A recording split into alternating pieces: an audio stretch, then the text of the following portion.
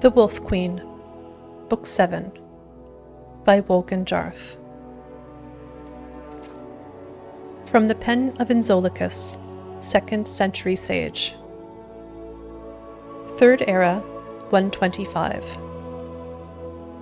The exact date of the Empress Kintyra Septim II's execution in the tower at Glenpoint Castle is open to some speculation.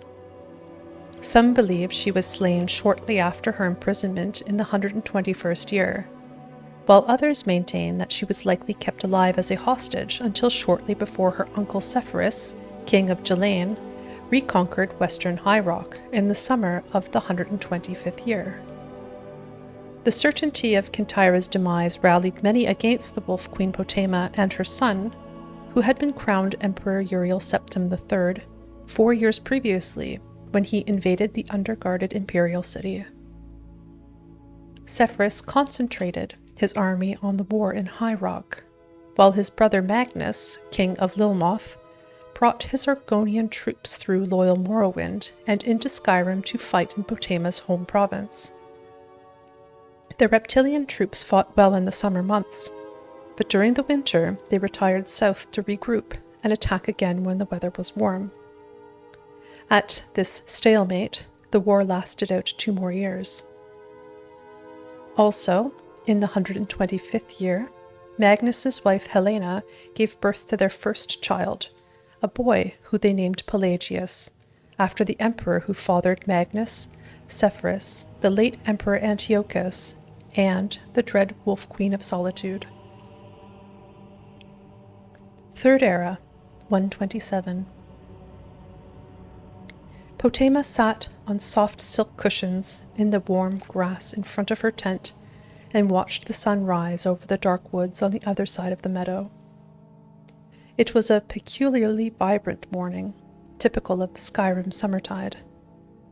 The high chirp of insects buzzed all around her, and the sky surged with thousands of fallow-winged birds rolling over one another and forming a multitude of patterns. Nature was unaware of the war coming to Falkenstar, she surmised. "Your Highness, a message from the army in Hammerfell," said one of her maids, bringing in a courier. He was breathing hard, stained with sweat and mud, evidence of a long, fast ride over many, many miles. "My queen," said the courier, looking to the ground, "I bring grave news of your son, the emperor. He met your brother, King Sepphoris's army in Hammerfell, in the countryside of Ichidag, and there did battle. You would be proud, for he fought well, but in the end the imperial army was defeated, and your son, our emperor, was captured. King Sepphoris is bringing him to Gillane." Potema listened to the news, scowling. "That clumsy fool," she said at last. Potema stood up and strolled into camp, where the men were arming themselves, preparing for battle. Long ago, the soldiers understood that their lady did not stand on ceremony, and she would prefer that they work rather than salute her. Lord Waughin was ahead of her, already meeting with the commander of the battle mages, discussing last-minute strategy.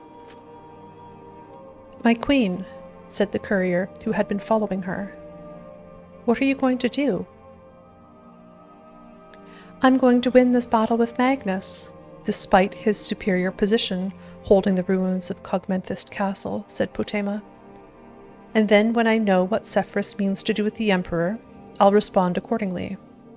If there's a ransom to be paid, I'll pay it. If there's a prison exchange needed, so be it. Now, please, bath yourself and rest, and try not to get in the way of the war." "It's not an ideal scenario," said Lord Waughin when Potema had entered the commander's tent. "If we attack the castle from the west, we'll be running directly into the fire from their mages and archers. If we come from the east, we'll be going through swamps, and the Argonians do better in that type of environment than we do. A lot better." "What about the north and south? Just hills, correct?" "Very steep hills, your highness," said the commander. "We should post bowmen there, but we'll be too vulnerable putting out the majority of our force." "So it's the swamp," said Potema. and added pragmatically, unless we withdraw and wait for them to come out before fighting. If we wait, Sepphoris will have his army here from High Rock, and will be trapped between the two of them, said Lord Waughin. Not a preferable situation. I'll talk to the troops, said the commander. Try to prepare them for the swamp attack. No, said Potema. I'll speak to them. In full battle gear, the soldiers gathered in the center of camp. They were a motley collection of men and women, Cyrodiils, Nords, Bretons, and Dunmer, young bloods and old veterans, the sons and daughters of nobles, shopkeepers, serfs, priests, prostitutes, farmers, academics, adventurers. All of them under the banner of the Red Diamond, the symbol of the imperial family of Tamriel. My children, Potema said, her voice ringing out, hanging in the still morning mist. We have fought in many battles together, over mountain tops and beachheads, through forests and deserts. I have seen great acts of valor from each one of you, which does my heart proud. I have also seen dirty fighting, backstabbing, cruel and wanton feats of savagery, which pleases me equally well, for you are all warriors. Warming to her theme, Potema walked the line from soldier to soldier, looking each one in the eye. War is in your blood, in your brain, in your muscles, in everything you think and everything you do. When this war is over, when the forces are vanquished that seek to deny the throne to the true Emperor Uriel Septim III, you may cease to be warriors. You may choose to return to your lives before the war, to your farms and your cities, and show off your scars and tell tales of the deeds you did this day to your wondering neighbors. But on this day, make no mistake, you are warriors. You are war. She could see her words were working. All around her, bloodshot eyes were focusing on the slaughter to come, arms tensing around weapons. She continued in her loudest cry. And you will move through the swamplands like an unstoppable power from the blackest part of Oblivion, and you will rip the scales from the reptilian things in Cogmenthist Castle. You are warriors, and you need not only fight, you must win. You must win. The soldiers roared in response, shocking the birds from the trees all around the camp.